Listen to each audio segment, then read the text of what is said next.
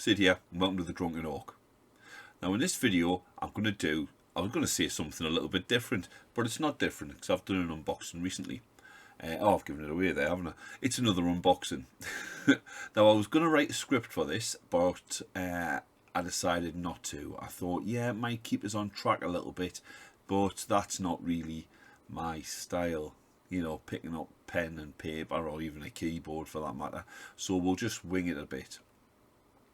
Basically, the idea of the video is 3D prints. Oh, 3D prints! I know, terrifying, isn't it? Now before you switch off, thinking, I've got no time for 3D printing, and if you have got time for 3D printing, then it might not be for you, to be fair, because I'm not going to be printing anything. I do have a 3D printer. I bought it many years ago. I use it to keep my slippers on. I did print off a few things. I didn't enjoy it. I found it a bit of a chore. I knew it would take a bit of practice, a bit of time to get the hang of it and become good at it. But that's like it's like a whole new hobby, and I've got a hobby, and it takes a bit of time up anyway. So I don't really want to start another one like that. But that doesn't stop us looking at the STL files of these creators like Mr. Modulark and Station Forge, Puppet Swore. There's loads of them out there that do some fantastic looking stuff, and I can just stare at them, you know, enviously, thinking I'll never have them because I can't be asked to print. But there is a lot of places out there who will do the printing for you, and that's quite good. Or is it? Because I have had some 3D prints sent to us from 3D printers or 3D modelling places, should I say. They make the files, they do the designs, and then somebody else, I assume licensed, will print them off and you can buy them from them directly. I hope they're licensed, otherwise naughty naughty. But the thing is, when you're looking at them, you're looking at renders, and the ones I had didn't really match up to the renders. There were grot tanks from Gear Guts Mech Shop, and some of them had a few little, not blemishes, but the wheels maybe weren't round, they were a bit oval. The bellies of the tanks sagged below the tracks. There's no shade on the actual STL files themselves, but when they were printed, they weren't printed with maybe as much care as they should have been. They were printed with about as much care as if I'd done it. I can't remember where I got them from, to be fair, so I'm not pointing fingers or anything. But when I've printed off STL files, I've had a few issues like that. But I'm not a professional at it, and I'm not charging people to do it. So anyway, recently I was looking at some STL files from Station Forge, and I thought these look amazing. And somebody, I think it was, well, I know it was Scar, one of the Warbosses, said, but they're renders, they're not actual models. So I thought, yeah, that's a good point. I'm going to buy some already printed and see what the models are like compared to the actual STL files. So that's what we're doing. I've got my box. I hope it's them. I haven't actually opened it yet. If it's not them, this could be a very short unboxing as I open something that's just, I don't know, butt plugs or something. I'll be quite worried why I'm doing my butt plugs and why somebody sent us them. They'll not be butt plugs. I don't know why I said butt plugs. But yeah, we're going to have a look, see how they've turned out. And yeah, I'll give a little shout out to the fella or fellaress that I got them off. Depending on what they look like, of course. If they're absolute shite, I'll probably keep the name a secret, because I don't want to upset anybody. So yeah, let's get this open and see what quality we've got here. But before we open the box, let's have a quick look at what we should be getting, which is these 10 grots. Standard grot design, as in not leaning towards any particular theme like pirates or whatever. These are just grots. They've got a good range of Mad Maxi style shoulder pads and straps, as well as tunics and cloths. Some of them have got the classic Green Goblin hood. There's some goggles in there, and the weapons, you got some ramshackle sort of flintlock pistols and sluggers, some spiky clubs, but there's quite a lot of detail on them. Chains around the clubs, little spikes, little teeth, and if they're on 25mm bases, these aren't big fellas. These are grot size fellas. So I don't know what this detail is going to look like on the print. Because, like I say, based on my experience, which to be fair was couple of years ago, 2 years ago, 3 years ago. Oh Christ, maybe 4. Nah, it's probably 3 and a bit. Anyway, I wasn't very good at it, so I'm hoping these are going to be just like these. Is that too much to ask? Well, let's have a look. So I've already cut the box open just now, about 5 minutes ago, and I realised the camera wasn't running, which was very much fun. But I did do one of them cracking unboxing Bardic style. I had the knife there, I slammed it there, it shot off, it span round. Oh, there goes my thumb. Oh, it hasn't got a blade in. That's me stunt knife. That's the scary one. Yeah, anyway, I opened it. It is the right box. Look. Bases. Or very stale minstrels. They're a little chocolate sweet if you don't mind. Right. Yeah, that's all of them. That is the grots. Get rid of the box. So this has cost me $9. Now the first thing you'll probably notice is they're all on supports. Yes, they are on supports. But, ooh, dear me. My eye's drawn to this fella. Look at his little face. Now the website, the printing website, did say that they would be supplied still on supports, because that way they're protected in transit. Which, you know, there's a lot of spindly bits in here, so I can kind of see the benefit of that. I did think at first, oh, cutting corners over, oh, getting me to do it. But there's 10 grots here. Quick head count, 1, 2, 3, 4, 5, 6, 7, yeah, 10 grots here, and I've paid £9 for it. £9. I think it was £3.50 delivery as well. Now that's within the UK, but £9 is a lot cheaper than GW charges for 10 grots. Yes, you get a run turd. And if you're in the States or Australia even, then you don't, or anywhere else outside the UK for that matter, you won't have to pay the dodgy GW conversion tax. Get these a little bit closer. There's that much to focus on. I tell you what I'm going to do. I'm going to take the supports off them with my new snips, which aren't that new. I've had them for about 6 months, but I just haven't opened them yet. I've been saving them because although you can just tear the supports off normally, I don't want to do it with these because some of these weapons aren't much thicker than the supports themselves, and there's a lot of supports, so hopefully these will come off quite easily. But yeah, we'll stop here. I'll come back in a flash, which will probably take me a lot longer. You will still be the same age. I will have aged considerably, even more considerably than I already have. So yeah, let's get these done. 20 minutes later. There we go, that's that done. And there's all the little supports, and to be honest with you, they came off quite easy. There was bits you could just pull off and snap them off with your fingers. Only occasionally did I have to break the old snips out, and that was mostly because I done 2 very easy, and then the third one I did snap his foot off, so I did have a casualty. So you can probably, yeah, there's a super glue still out to fix the foot. That glued straight back on. So let's have a look at the little grotties. Here's the first 2, and yeah, I'm gonna try and bring up the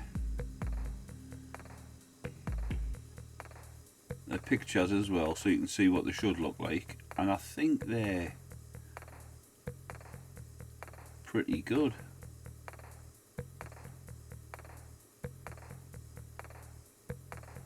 There's a lot of detail on them.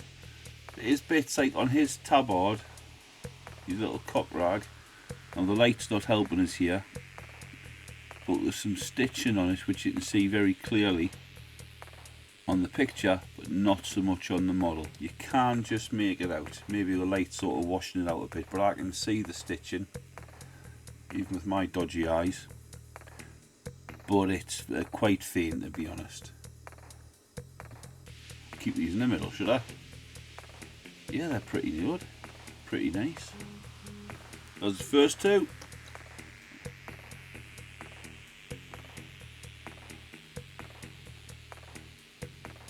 Second two. So yeah, you can see the chains around his bat. Notice these have already got 3 fingers as well. A lot like the Artel ones. Now I use Artel Orks as well because I like those ones. And they're all 3 fingered, so I've got no real problems with that. Some people might go, oh no, they must have 4 fingers. But, you know, personal choice, isn't it? Yeah, like you can see the spring on the grot on the left. That's just above his right hand on the gun. And you can just about make that out. I think it's like the string on his belt and that. Yeah, that's all there. A couple of little loops holding his ear flap on. It does appear that I've lost a spike off his helmet. That may have been down to me just being a little bit overzealous, snapping stuff off. But not to worry. So yeah, nice. Next two, like you see on this fella on the picture. Hard to get them to focus because they're so small. On the picture you can see he's got stitching on the gloves on his right hand. And you can't really make them out. Now if I have a look at the model with my normal eyes, then I can't see the stitches, but they are very faint. I think that's something that dry brush is going to have to take care of. I don't think I would hit them with a brush.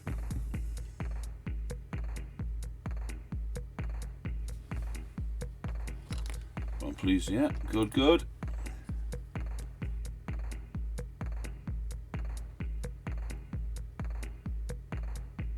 Oh, don't point that thing at me. He's got the little goblin hood, like the green goblin. They're all ripped as well. They've all got some little tanky physiques.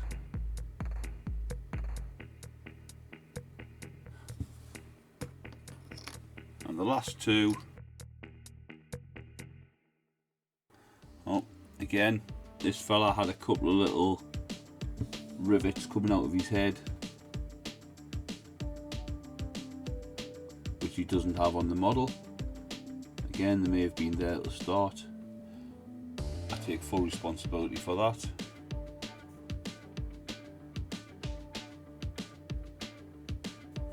I like his little double-barreled shotgun.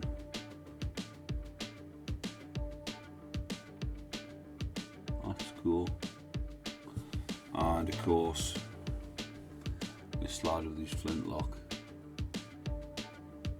We might need a little bit more cleaning up. There might be a few little points I just need to go over with a knife. This sort of resin, though, the 3D print resin, is pretty horrible to work with, but there's not a great deal needs doing. But yeah, I mean, all in all, they're pretty good. Now, I do have a few other grots. Move them to the road. In fact, I'll just put that in the bin, should I? Yeah, there's no point having that sitting around.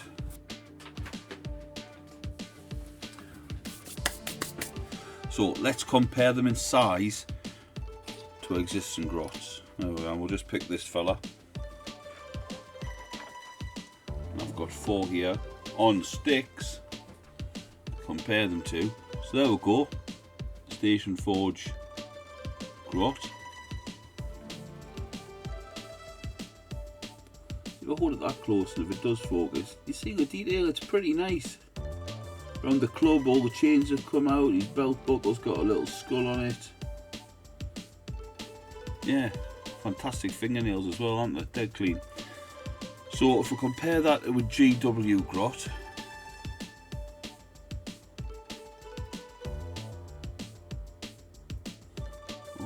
actually a bit bigger. I'm quite surprised at that, because looking at them I thought they were really small. But they're a little bit bigger, aren't they? I mean, they don't completely fill the 25mm base. This is a 25mm base, isn't it? Yeah, I just suddenly thought it might be a 28mm base or 28.5mm. No, it is 25. So there you go. They're about almost a head taller than a GW Mini. And that is one of the newer GW grots off one of the wagons, although with an old grot head. About the same sort of size. This is not a grot, it is a nobbler from the Buccaneers kit that I got for the Badrook. Counts as Legends Badrook, that's right. So yeah, I mean they're pretty small anyway, so that's not really a fair comparison. And finally, this is a grot, it's actually a goblin, from the Old World Fantasy kit. Now I've tweaked his arms a bit, so he's holding his spear, like stabbing with it. But he's more, he's closer to that. They're quite big lads, so yeah, you know, that's alright.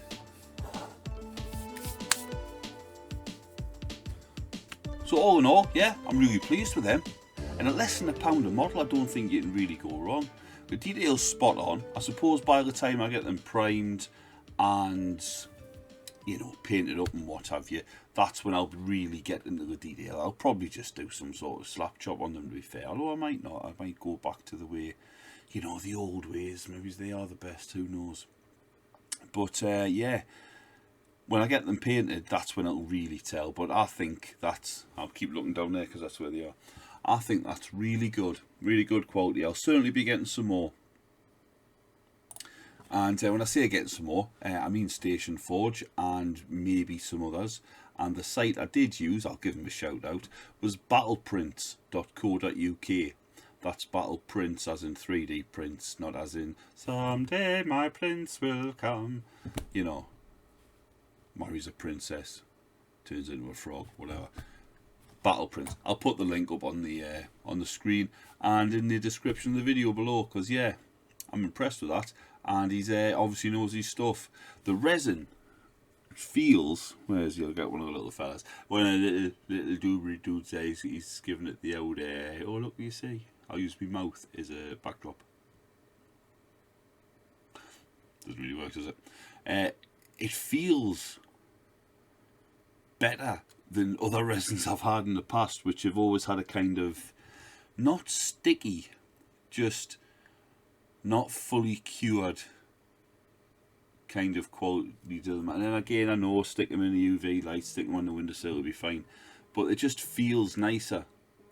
It just feels altogether just a nicer quality.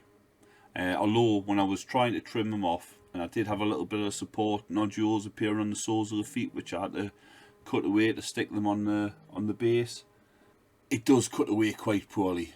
I mean, it cut away fine, but you're not carving it away like you would with like a resin or a plastic, like a poured resin or a plastic. It's sort of you can feel it's just, you're more snapping it off. And if you use a sharp enough knife, it'll snap it off in the right place, but it's still snapping as opposed to cutting it. I had to cut other 3D prints in the past, like I say, the tank with the grot tank with the bowed belly, so that it was lower than the tracks. That's really good because it wobbles.